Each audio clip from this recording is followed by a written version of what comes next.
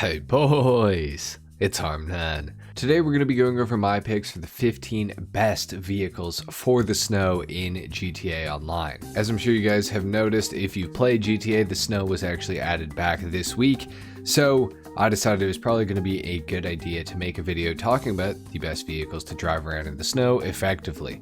And I've got a few different types of vehicles on this list. I got good off-road vehicles, I've got vehicles that are going to get good traction, I've got fun vehicles to drive in the snow, and I've also got fast vehicles to drive in the snow as well. So anyways, it's going to be a good list. If you enjoy, a like is of course appreciated. If not, dislike. Consider subscribing to my channel if you guys are new. Let's go ahead and get started with number 15. At number 15, I have a fan favorite, of course. We have the Vapid Sand King XL, which goes for about $45,000, except I don't think you can buy this one anymore, so you're going to have to steal it off of the street.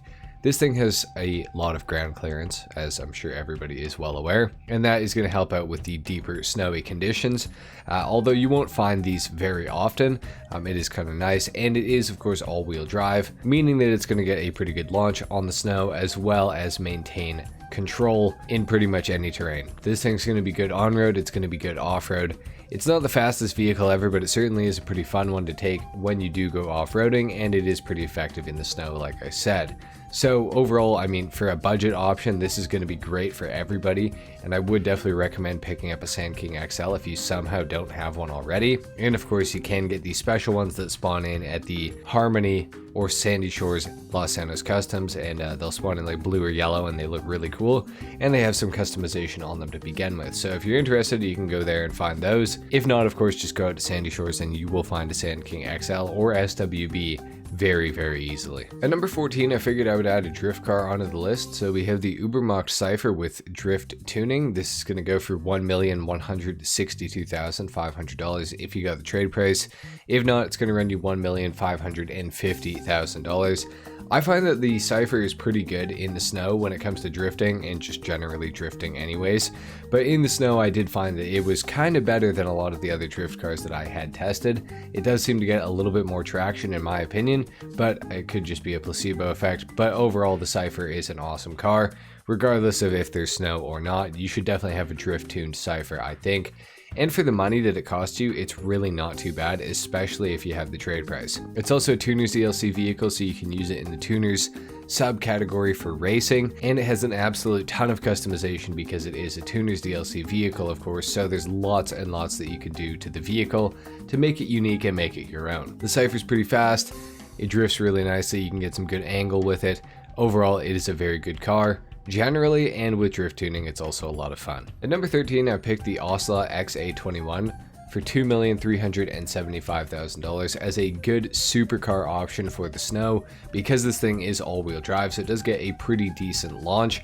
If you did put off-road tires on it, it would do slightly better in the snow. Mine has some different higher end wheels on it, so it's not really that awesome in the snow, but it does handle itself pretty well. It keeps itself straight, and it can pull you out of corners and drifts and everything like that if you do start to lose a bit of traction. It also happens to be one of the very best sounding supercars in the game, dare I say the best supercar in the entire game as far as sound goes.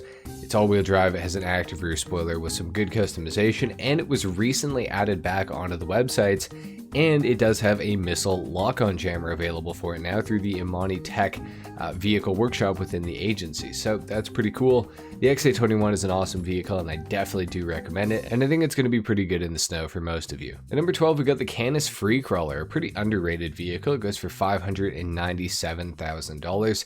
This thing is really effective off-road in the snow in particular.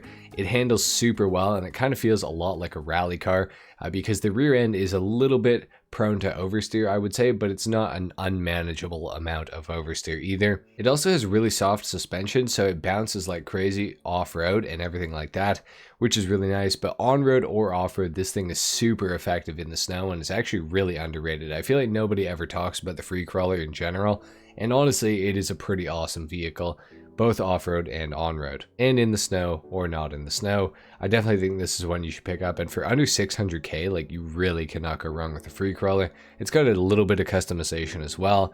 Overall, it is pretty ugly looking, I would say, generally, but it is still a pretty effective vehicle, and I would say for that reason it is worth owning. Next up, we got the Maibatsu Monstrosity for $1,485,000.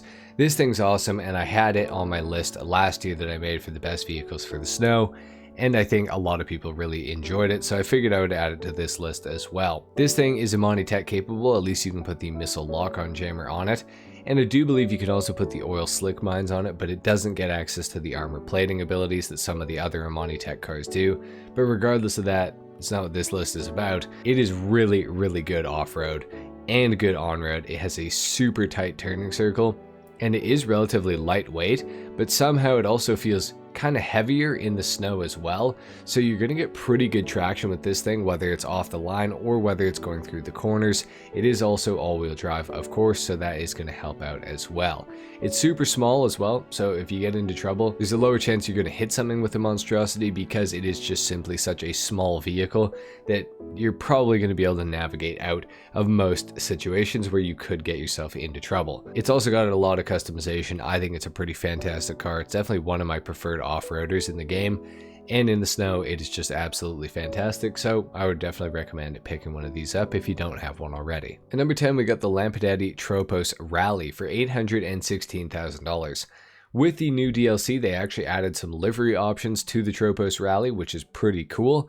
I didn't know anything about this until somebody commented and let me know, but I was pretty happily surprised to see some new customization options for the Tropos Rally. But what I was even happier to see is that this thing is absolutely insane in the snow, especially when you consider the fact that this thing is rear-wheel drive.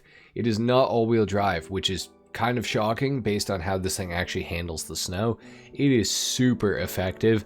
It has a tiny bit of oversteer and some hints of understeer occasionally, but overall I would say it is more biased towards oversteer, luckily, which is of course a good thing. But I was absolutely shocked at the amount of grip that the Tropos Rally has. Whether you're on-road, whether you're off-road, this thing will go pretty much exactly where you want it to go at almost any speed. Granted, you are going to have to hit the brakes every now and then, but for the most part, this thing can hold its own going as fast as you want around most corners. Like, unless it's a hairpin corner, you're going to do just fine in the Tropos Rally. The only thing that I wish this car had was a little bit more in the way of actual customization. I am glad that it got the new livery options, but it would be nice if it had some more stuff that you could kind of do to it. But regardless of that, it is an absolutely awesome car, and for under $1 million, it's really, really good. I would definitely recommend picking this thing up, whether it's for the snow or not. I do think it is just an enjoyable car to drive. It has great handling. It's not the fastest vehicle ever. The acceleration is not crazy or anything, but it does have the fattest rear tires on any car in GTA, I swear to God. And that does mean it gets a really good launch off the line for being rear wheel drive as well. Overall, I think it's a pretty fantastic car, and I would definitely recommend picking one up. Next up, we got the Canis Seminole at $30,000. This thing is unironically one of the best vehicles for the snow, and I think it is due to the relatively low amount of power that the Canis Seminole actually has, but that also causes you to not have much in the way of wheel spin. So when it comes to climbing and things like that, the Canis Seminole is actually insanely good, especially if you put off-road tires on it. Beyond that, obviously I think everybody knows that the Seminole doesn't really have any customization options whatsoever, because why would you ruin anything about the Canis Seminole? It's perfect as it is, obviously. This thing's super effective off-road, it's super effective on-road, it's, you know, effective in the water, in the sky, wherever you want to take the Canis Seminole, it's going to get it done for you. And for only 30 grand, I mean, like, you can't go wrong with it. Of course, it's no longer on the websites though, so that is something you're going to have to keep in mind.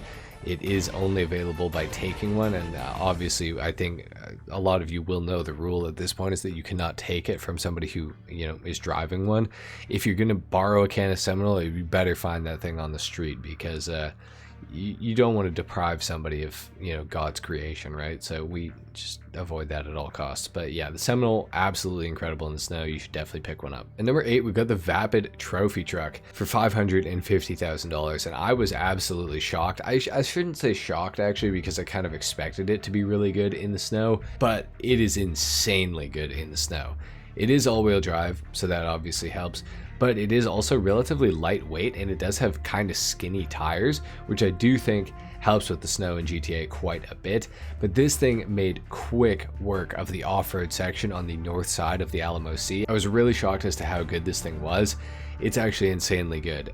The trophy truck unfortunately doesn't have anything in the way of customization. Basically, like, you can change the color on it and that's kind of about it, which does kind of suck, but it is super effective, and as just a tool to get around in the snow, I think this thing is insanely good. Like, if you want just a vehicle to get around in the snow and for nothing else, the trophy truck is definitely going to be the vehicle for you. I didn't place it at number 1 because I feel like it's only really good in this sense.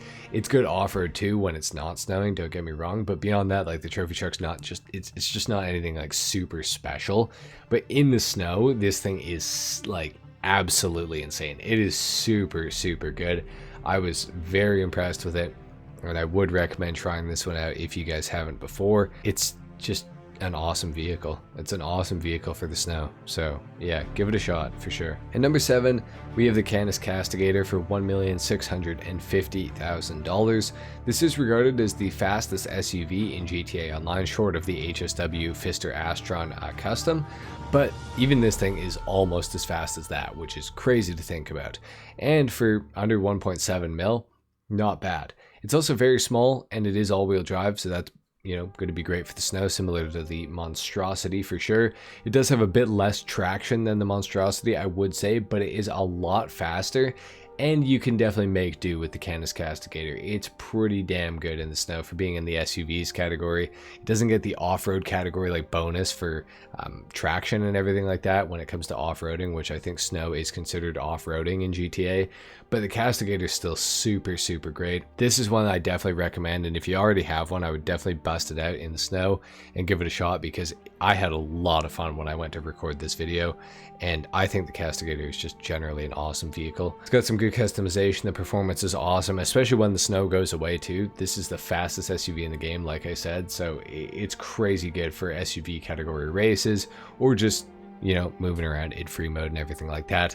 But the Castigator, definitely a must-own in my opinion. Next up, we got the HVY Night Shark for $1,245,000. Obviously, I think everybody knows the Night Shark is one of the best armored vehicles in the entire game. It's also super fast. It gets access to the front-mounted machine guns. It's all-wheel drive. It's good off-road. It's good on-road. But it's also really good in the snow, and that is largely due to the fact that this thing is super heavy, and the snow just gets crushed underneath its wheels and allows you to move around very, very effectively.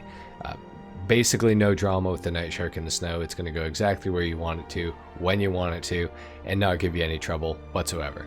It's an awesome vehicle. I think it's really good looking. It's got some nice customization options that people will probably be kind of shocked about, honestly, if you don't have a Night Shark and you're not familiar with it at least. But overall, this thing is fantastic, and for, you know, under 1,250,000, like, you cannot go wrong with a Night Shark. Please buy one if you don't have one. Next up, I've got a cop car on the list. It's the Vapid Carrera Pursuit for $4,001,250 for the trade price, and if not, it's going to be $5,335,000, which is absolutely ridiculous. But I figured if I was going to include a police car on the list, I might as well include the best police car in the snow. Obviously, it's kind of what the list is about. It's the Vapid Carrera Pursuit. This thing's insane in the snow. It's really, really good. This thing was added with the new DLC, and I have no complaints about it in the snow whatsoever.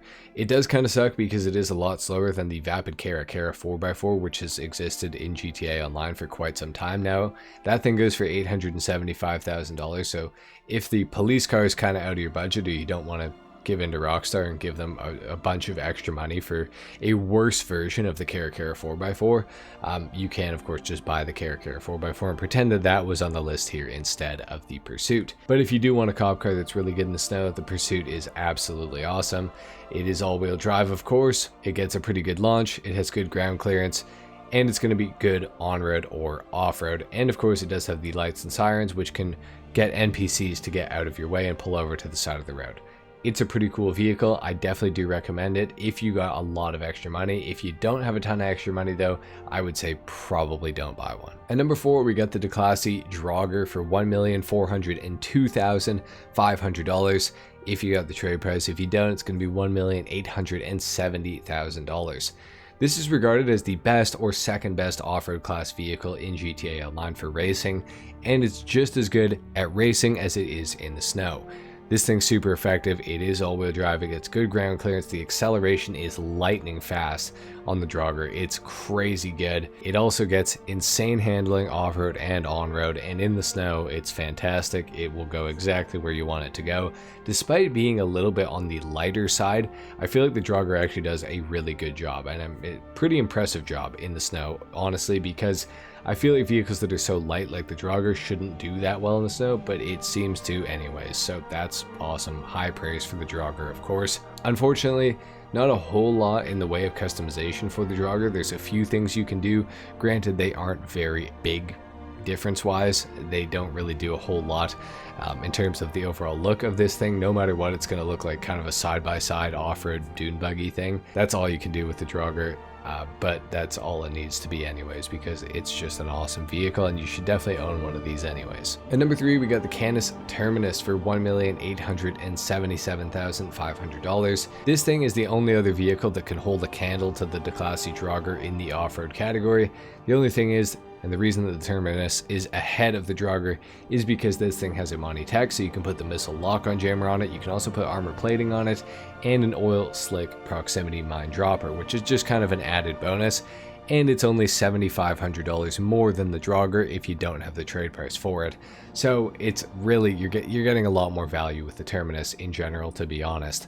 It's also got a lot of ground clearance. It's also all-wheel drive. Definitely one of the best off-road category vehicles in the game. The acceleration's awesome, top speed is really good too, and the customization for the Terminus is pretty sweet. The only thing that's annoying about the Terminus customization wise is that those back windows on it when you put the roof on don't get tint on them, which is super stupid, and I still hate that, and I still wish that Rockstar would fix that, but of course they won't. So it is what it is. But the Terminus is super great in the snow. You get awesome traction, awesome ground clearance, and it just cuts through the snow. It really does. It is very drama-free when it comes to the snow. It kind of reminds me of the Insurgent in the snow, which is really high praise because the Insurgent is one of the best vehicles in the snow in GTA Online. But this thing is absolutely awesome, and I definitely do recommend picking one of these things up.